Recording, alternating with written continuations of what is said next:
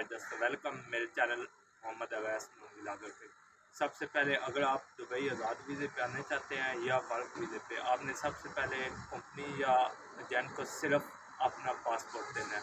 Passport دیں گے، وہ ادھر پاسپورٹ جمع کروائے گا، اس کے بعد آپ کی اپروول نکلے گی۔ اپروول نکلنے کے بعد آپ ٹکٹ لے کر پاکستان سے ادھر آ سکتے ہیں۔ اس کے بعد آپ کا میڈیکل ہوگا، اس کے بعد آپ کے فنگر پرنٹ ہوں گے، اس کے بعد آپ کی فنگر پرنٹ ہونے کے بعد آپ کی آئی ڈی آئے گی، اس کے بعد آپ کا 2 سال کا ادھر کا ویزا لگ جائے گا۔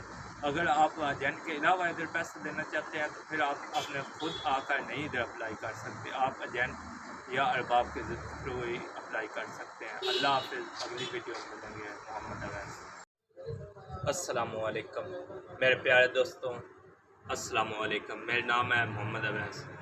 اگر آپ دبئی آنا چاہتے ہیں تو آپ سب سے پہلے 5 کام لازمی کریں۔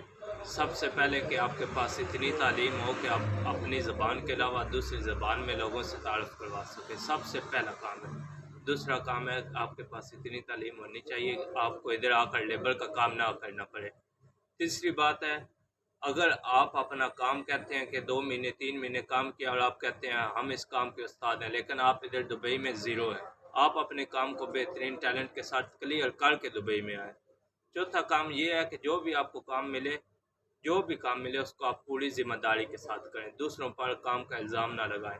سب سے بہترین اور مستقبل کی یہی کنجی ہے کہ بندہ اپنا کام بہترین طریقے سے کرے تو وہ کامیابی ہوتی ہے۔ 5ویں بات یہ ہے کہ ادھر دبئی کے قانون کو بالکل نہ چھیڑا جائے۔ دبئی کا قانون جس طرح ہے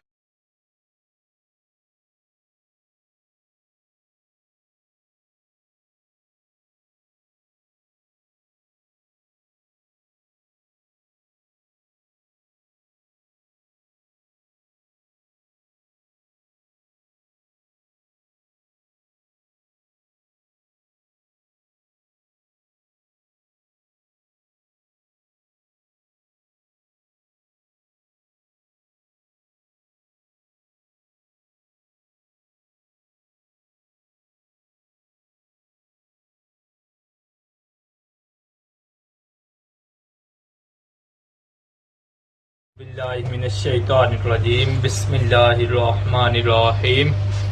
قرآن مجید میں ارشاد آتا ہے، زنا جو آدمی کرتا ہے اس کی جو سزا ہے وہ قرآن پاک میں سورۃ نور کی 2 آیت میں جو بیان کی گئی ہے وہ میں آپ کے سامنے پیش کرتا ہوں۔ الزانیۃ والزانی فاجلدوا کل واحد منہما 100 جلدۃ ولا تأخذکم بہما رأفۃ فی دین اللہ۔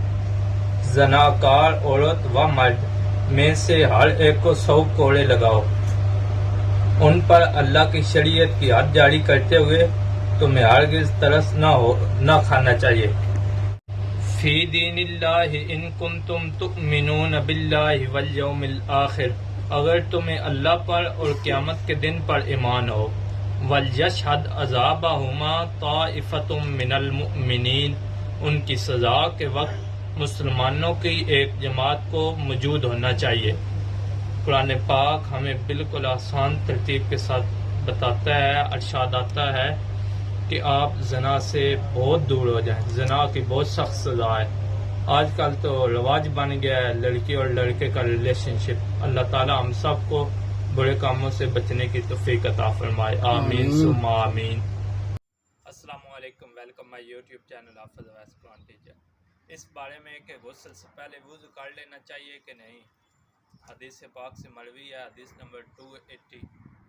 ہم سے عبداللہ بن یوسف نے بیان کیا، انہوں نے کہا ہمیں مالک بن ہشام سے خبر دی، وہ اپنے والد سے، وہ نبی کریم صلی اللہ علیہ وسلم کی زوجہ محترمہ حضرت عائشہ رضی اللہ عنہ سے روایت کرتے ہیں کہ نبی کریم صلی اللہ علیہ وسلم جب غسل فرماتے تو آپ پہلے اپنے دونوں ہاتھ دھوتے، پھر اس طرح وضو کرتے جیسا نماز کے لیے آپ صلی اللہ علیہ وسلم وضو کیا کرتے تھے، پھر پانی میں اپنی انگلیاں داخل فرماتے اور ان سے بالوں کی جڑوں کا خلل کرتے، پھر اپنے ہاتھوں سے 3 چلو سر پر ڈالتے، پھر تمام بدن پر پانی بہا دیتے، اس لیے کہ غسل سے پہلے وضو کر لینا چاہیے۔ اللہ حافظ۔